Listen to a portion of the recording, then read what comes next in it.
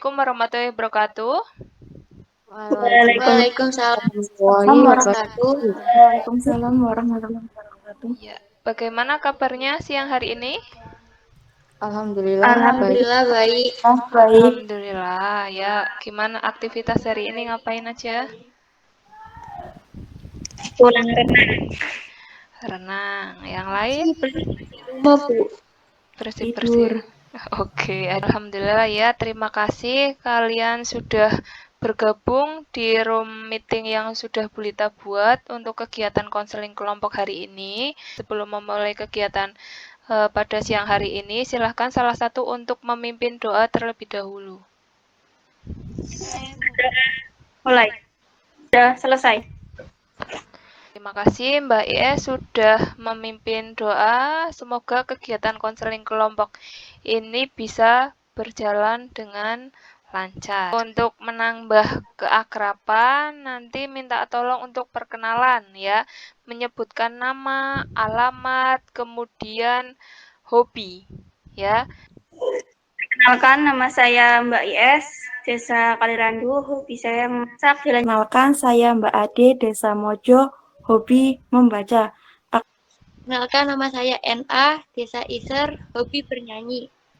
KI, alamat Desa Pesujan, hobi memasak. RA, alamat Desa Muncang, hobi mengedit. Di sini Bu Lita akan melakukan kegiatan konseling kelompok ya. Ada yang tahu nggak konseling kelompok itu apa? Oke, Mbak KI. Diskusi mengenai permasalahan yang terjadi. Saya, Bu. Ya. Kelompok adalah menyelesaikan masalah dengan teman dan guru BK. Oke, bagus sekali. Yang lain? Belum, Bu. Belum tahu. Oke, mungkin belum pernah melakukan kegiatan konseling kelompok sebelumnya. Belum pernah.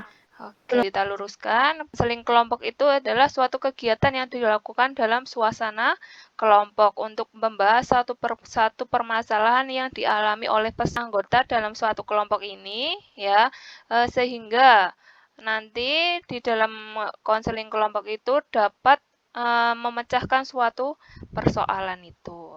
Tujuan dari konseling kelompok itu untuk menyelesaikan permasalahan atau mencari jalan keluar tentang permasalahan yang dihadapi oleh salah satu anggota kelompok. Ada beberapa asas yang perlu kalian perhatikan ya. Yang pertama ada asas kerahasiaan. Kerahasiaan di sini maksudnya bahwa dalam mengikuti kegiatan konseling kelompok ini kalian harus menjaga rahasia. Rahasia tentang permasalahan-permasalahan dari teman-teman kalian, tentang permasalahan yang dibahas di dalam konseling kelompok ini. Tidak ada yang membocorkan di luar kegiatan ini, ya. Kemudian ada asas kesukaraan, maksudnya berarti kalian dalam mengikuti kegiatan konseling kelompok ini sukarela, tidak adanya paksaan dari siapapun. Dan yang ketiga ada asas keterbukaan. Nanti kalian diminta dalam kegiatan konseling kelompok ini kalian diminta untuk terbuka dalam mengungkapkan permasalahan-permasalahan yang sedang kalian alami, kemudian terbuka dalam berpendapat, mungkin dalam berkomentar terhadap persoalan-persoalan teman kalian. Agar kegiatan konseling kelompok ini bisa berjalan dengan lancar, ya ada tata cara yang harus kalian ikuti. Jika kalian mengutarakan pendapat atau bertanya atau berkomentar, kalian harus memencet tombol raise hand dulu yang ada di aplikasi Google Meet untuk mencairkan suasana nih. Ayo, biar nggak ngantuk siang-siang gini ya. Masih ingat tepuk jempol nggak ini? Masih ingat. Tepuk jempol. Jempol.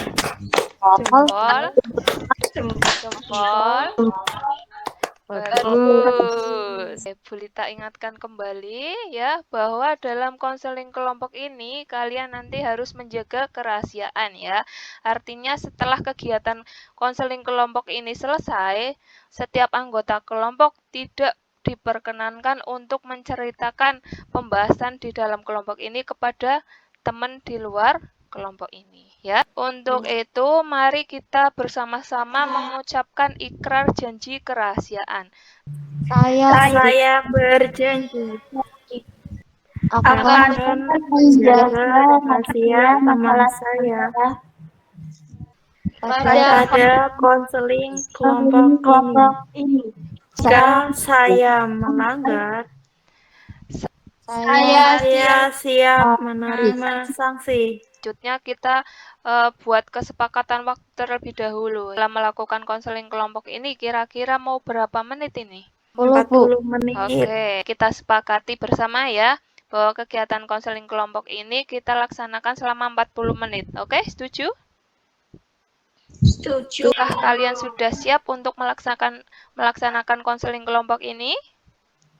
Siap. Siap. Bahkan dari masing-masing anggota kelompok di sini untuk mengungkapkan permasalahan yang kalian rasakan secara bergantian. Ya, kalian bisa raise hand dulu. Oke, RA, silahkan. Permasalahan saya yaitu saya ini malu untuk berbicara di depan umum. Ade, silahkan. Saya juga sama, Bu. Saya merasa saya tidak mempunyai kemampuan untuk berbicara di depan umum. Sama ya, berarti ya, sama kayak RA ya. Permasalahannya Iya. hampir sama. Oke, NA, silahkan. Saya merasa tidak percaya diri karena saya dulu pernah dibully pada bangku sekolah dasar. Berarti dulu waktu di SD pernah menjadi korban bully. Iya, Bu. Bulinya bully apa-apa verbal atau fisik? Verbal, Bu. Oh, verbal. Oke, IS. Sama lu, Bu. Saya merasa tidak seperti teman yang cantik-cantik. Oke. Oke, KI, silahkan. Permasalahan saya kalau saya tidak pede kalau sama teman-teman, Bu. Soalnya saya berasal dari keluarga kurang mampu. Oke, dari permasalahan-permasalahan tadi, kita tentukan dulu ya yang akan kita bahas di sini untuk pemecahan masalahnya di sini. Kira-kira punya siapa? Permasalahan punya Mbak IS. Kita berarti sepakat untuk membahas atau mencari jalan keluar tentang permasalahan IS. Oke. Sekarang IS ceritakan permasalahan yang kamu hadapi secara lebih detail lagi. Saya ceritakan ya, Bu ya. Iya. Jadi lebih ke insecure karena insecure-nya lebih mungkin bentuk badan atau yang lain karena teman-teman yang lain mempunyai fisik yang bisa dibilang sempurna dan kadang orang ngebanding-bandingin, oh kamu kok gendut sih, kamu kok hitam sih, kamu kok ini itu, padahal udah mencoba berdamai dengan diri sendiri, tapi kadang omongan orang yang di hati gitu, Bu. Oke, ya. Ya, silahkan barangkali ada yang menanggapi atau bertanya dengan permasalahan dari IS.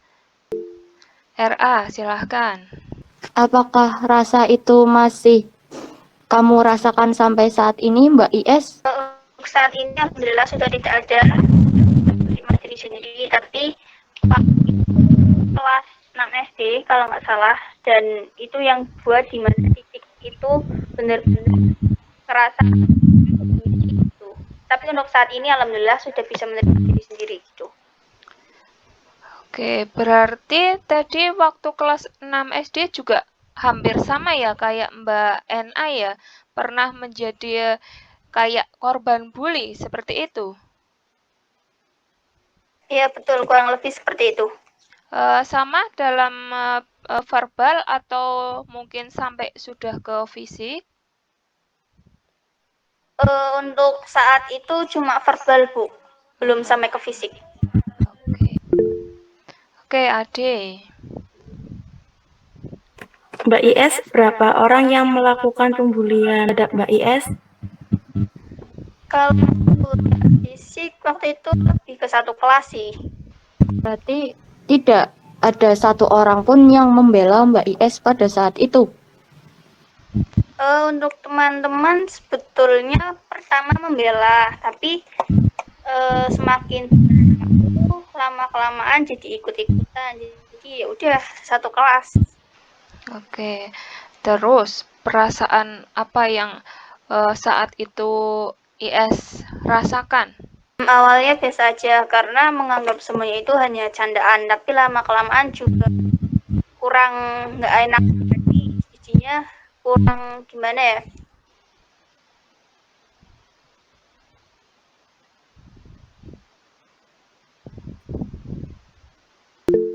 Apakah orang tua Mbak IS tahu apa yang Mbak IS alami? Kemungkinan sudah tahu dan mereka hanya bilang, oh ya sudah, teman-temanmu hanya bercanda gitu dan aja gitu.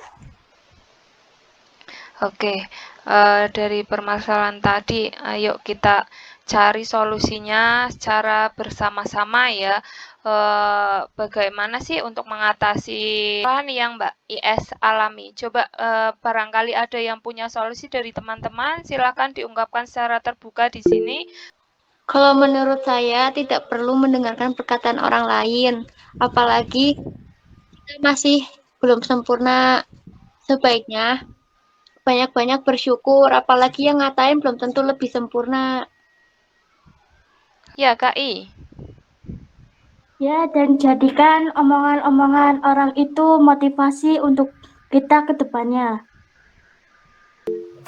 Mbak IS jangan insecure, Mbak IS harus tetap pede karena Mbak IS juga pastinya mempunyai kemampuan yang belum tentu dimiliki orang lain. Jadi harus tetap pede aja, jangan insecure ya.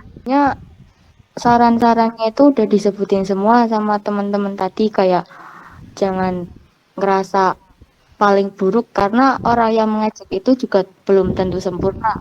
Dan tadi yang kedua yaitu dijadikan motivasi. Itu betul. Malah itu yang paling utama. Kita itu harus menjadikan omongan-omongan orang yang seperti itu untuk kita jadikan kita jadikan semangat, karena kayak berarti mikirnya itu, oh berarti orang-orang itu maunya kita seperti itu, berarti kita itu harus seperti itu gitu. Tapi jangan berpatok juga sama omongan orang-orang itu. Dan seperti yang Mbak Ade bilang, kalau nggak ada manusia yang benar-benar sempurna, pasti ada kelebihan dan ada kekurangannya juga. Mana tanggapannya Mbak IS? Dari tadi yang sudah disebutkan oleh teman-temannya. Terima kasih untuk motivasi semangat yang sudah kalian berikan saya. Saya akan menjadikan motivasi kalian sebagai pengingat buat saya agar tidak terus dan tetap semangat ke depannya. Terima kasih semua. Juga nggak cuma buat Mbak IS ya, semuanya juga bisa menerapkan dari solusi-solusi yang sudah tadi kalian sebutkan di sini. Ya. IS, dari apa yang sudah dibahas tadi, solusi-solusi yang tadi disebutkan sama teman-teman yang sudah kita bicarakan di sini sama teman-teman, jika itu semua dilakukan, kira-kira ada perubahan nggak? Kemungkinan besar ada, seperti yang tadi salah satu teman bilang, jadikan sebagai motivasi. Ya, saya akan jadikan sebagai motivasi ke depannya. Jadi yang lebih baik lagi dan terima diri sendiri. Nggak menuntut kamu harus seperti ini. Jadi diri sendiri aja lebih baik gitu. Oke, ya berarti dari pembahasan tadi poin-poin penting yang kita dapatkan di sini apa?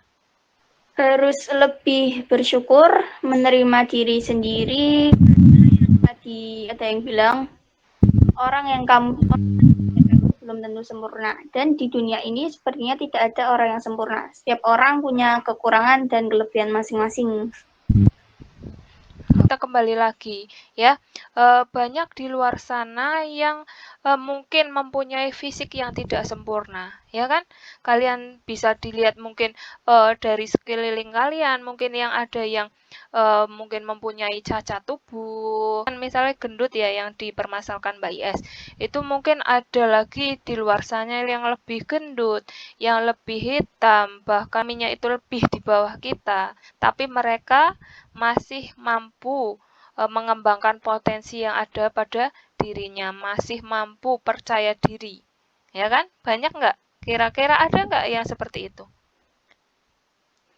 Ada, Bu. Ada ya. Manfaat yang kalian dapat dari pembahasan konseling kelompok di sini apa?